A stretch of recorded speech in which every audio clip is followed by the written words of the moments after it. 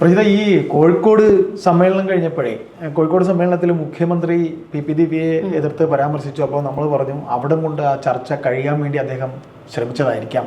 പക്ഷെ കണ്ണൂർ എത്തിയപ്പോൾ അവിടെ സെക്രട്ടറി MV ജയരാജൻ റിപ്പോർട്ട് അവതരിപ്പിച്ചപ്പോൾ പി ദിവ്യയെ ശരിക്കും, അതായത് ജില്ലാ സെക്രട്ടറി ഇങ്ങനെ ഒരു വർഷത്തെ അവലോകന റിപ്പോർട്ട് അവതരിപ്പിക്കും പാർട്ടിയുടെ ഈ ഇത്തരം സമ്മേളനങ്ങളിൽ.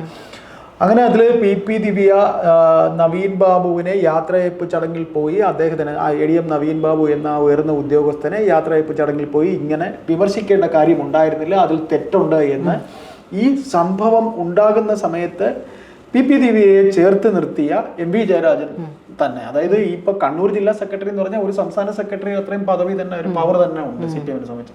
അപ്പൊ അദ്ദേഹം അങ്ങനെ പറയുമ്പോൾ ഇപ്പോൾ CPM ഒരു അടവ് മാറ്റിച്ചവിട്ടുന്നു എന്നൊരു സംശയം നമുക്കുണ്ടാവുന്നുണ്ട്. കാരണം ഇന്നലെ വരെ പി ദിവ്യയെ സപ്പോർട്ട് ചെയ്ത് സംസാരിച്ചിരുന്ന CPM ഇന്നിപ്പോൾ ജില്ലാ സമ്മേളനം നടക്കുമ്പോൾ ദിവ്യയെ മാറ്റി നിർത്തി കുറ്റപ്പെടുത്തുമ്പോൾ ഒരു വേള CBI അന്വേഷണം വരുന്നതിനെ CPM വല്ലാതെ ഭയപ്പെടുന്നു എന്നൊരു തോന്നലാണ് ഉണ്ടാകുന്നത്. എന്താണ് അതിൽ തോന്നുന്നത്? പറഞ്ഞാട്ടെ. ഇത്രയും നമ്മൾ ഒരുപാട് വാർത്തകൾ CPM-ന് CBI പേടി എന്നുള്ളത് ഇപ്പോൾ വരുന്ന കാര്യമല്ല. കാരണം ആദ്യം CBI വേണ്ട എന്നുള്ള തീരുമാനത്തിൽ അവർ തന്നെ എത്തിയതാണ്. ഒരു ഘട്ടത്തിൽ പറഞ്ഞു വെക്കുന്ന രീതിയിൽ വന്നു പാർട്ടി അന്വേഷണം മതി എന്നുള്ളത്. പാർട്ടി അല്ലല്ലോ ഇവിടെ കാര്യങ്ങൾ. പാർട്ടി ഉണ്ട്, പക്ഷെ പാർട്ടി അല്ല ഒരു ഭരണം നിയന്ത്രിക്കുന്നത്. പാർട്ടി നേതൃത്വം കൊടുക്കുന്ന ഒരു സർക്കാരാണ് എന്ന് കരുതിയിട്ട് എല്ലാ കാര്യങ്ങളും ഞങ്ങൾ അങ്ങ് അന്വേഷിച്ചാൽ മതി എന്ന് ഗോവിന്ദൻ അവിടെ നിന്ന് പറയാനേ ഗോവിന്ദനെ പിന്നെ അത് വേറെ. അപ്പോ ഈ പറയുന്നത് പോലെ ഗോവിന്ദൻ അവിടെ ഇരുന്ന് പറഞ്ഞതുപോലെ ഒന്നുമല്ല, CBI പേടി എല്ലാവർക്കും ഉണ്ട്. ഇപ്പൊ ഏറ്റവും അടുത്ത്, അതായത് ഇവർ വിചാരിച്ചത് ഒന്ന് ഭയപ്പെടുത്തിയേ കഴിഞ്ഞിട്ടുണ്ടെങ്കിലൊക്കെ ഒരു പക്ഷേ ഈ പറയുന്ന അദ്ദേഹത്തിന്റെ ഭാര്യയും കുടുംബവും മാറിപ്പോകുമെന്നുള്ളതാണ്. പക്ഷെ അതല്ല. അതായത് ആ ഒരു മ്ലാനമായി വേദനയോടെ ഇരുന്ന ഒരു മുഖത്തിന് പിന്നിൽ അവർ ഒരു ധൈര്യം വീണ്ടെടുക്കുന്ന ഒരു കാര്യം കൂടിയുണ്ട്. അതായത് ഏറ്റവും ഒടുവിൽ ഏറ്റവും സൈലന്റ് ആയിരുന്നിട്ടാണ് ഏറ്റവും കൂടുതൽ നമ്മൾ ശക്തി പ്രാപിക്കുന്നത് എനിക്ക് തോന്നിയിട്ടുണ്ട്. അതായത് പല തീരുമാനങ്ങൾ എടുക്കാനും അത് മുന്നോട്ട് കൊണ്ടുപോകാനുള്ള ഒരു ആർജവം നമ്മളിൽ ഉണ്ടായെടുക്കാനും ഒക്കെ ഒരു ടൈം വേണം. ആ ടൈമാണ് സത്യത്തിൽ ഈ പറയുന്ന ADM-ന്റെ ഭാര്യ മഞ്ജുഷ എടുത്തിട്ടുള്ളത് എന്ന് വേണം മനസ്സിലാക്കാനായിട്ട്. ഇതിപ്പോ അവരുടെ അപ്പീൽ ഹർജി അത് 6-ാം തീയതി പരിഗണിക്കാനിരിക്കുകയാണ്.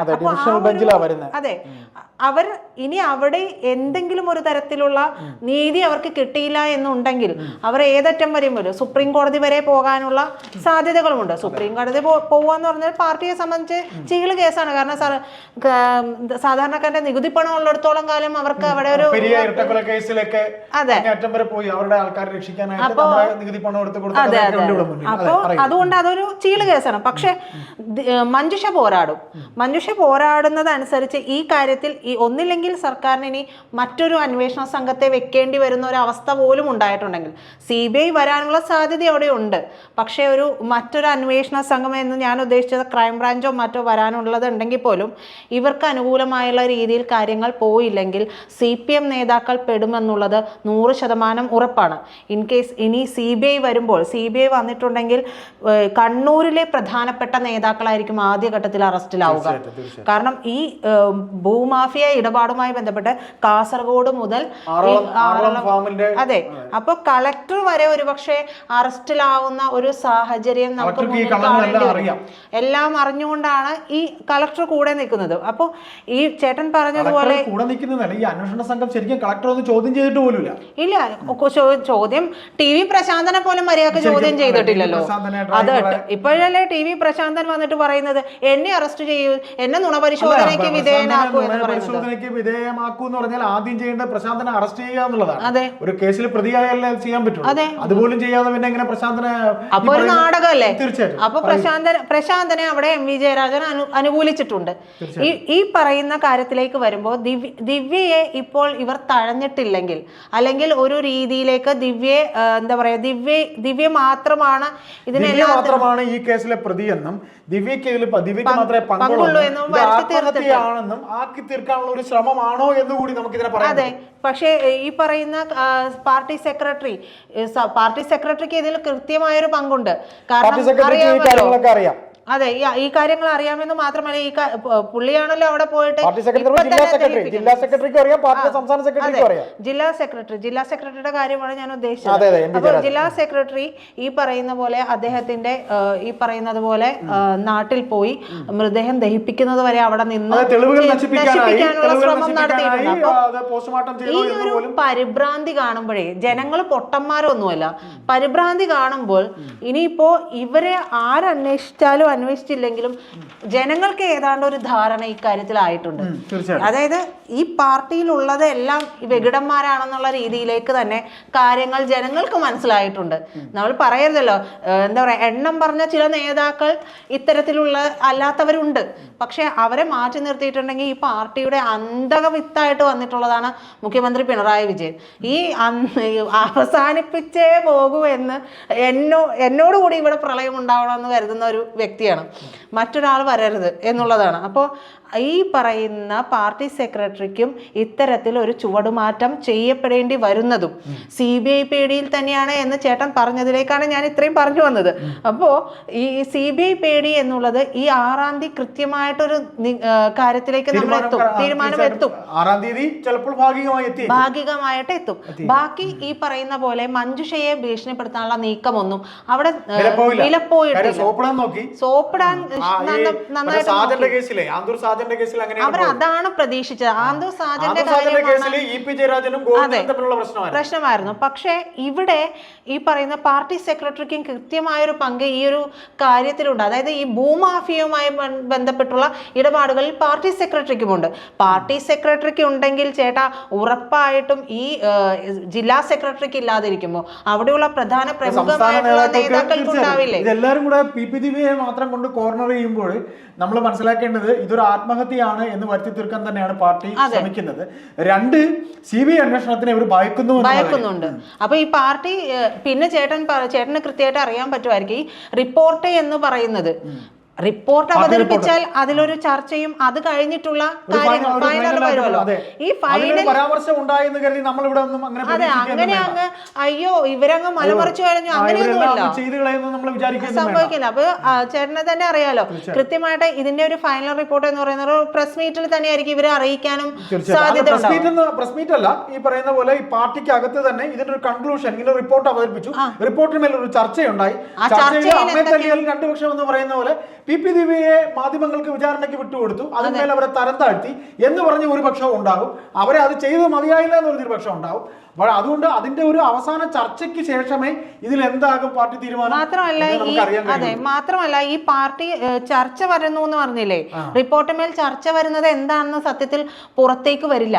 അല്ല, അത് വരും, അതൊക്കെ ഇപ്പൊ എല്ലാം ഏതാണ്ടൊക്കെ പുറത്ത് വരുന്നുണ്ട്. പക്ഷെ ഇവിടെ എനിക്ക് മനസ്സിലായിട്ടുള്ള ഒരു കാര്യം, PPDVയിൽ മാത്രം ഒതുങ്ങി നിന്നുകൊണ്ട് കണ്ണൂർ സമ്മേളനം ചർച്ചയും അതിന്മേൽ ചർച്ചയൊക്കെ നീങ്ങുമ്പോൾ വേറെ ഒരുപാട് പ്രശ്നങ്ങൾ ഇവിടെ ഉണ്ടായിരുന്നു. ഇപ്പോൾ നമ്മൾ അവസാനം അറിഞ്ഞത് P. ജയരാജന്റെ ഒരു കേസ്, മനു തോമസ് എന്ന് പറഞ്ഞിട്ട് ഒരു നേതാവ് പാർട്ടി അംഗത്വം പുതുക്കിയില്ല എന്ന് പറഞ്ഞ് പാർട്ടി നേതാവിനെ, ഒരു പാർട്ടി അറിയപ്പെടുന്ന നേതാവിന് യോജ്യമല്ലാത്ത രീതിയിൽ ജയരാജൻ സംസാരിച്ചു എന്നൊരു വാർത്ത വന്നു എന്ന് പറഞ്ഞു.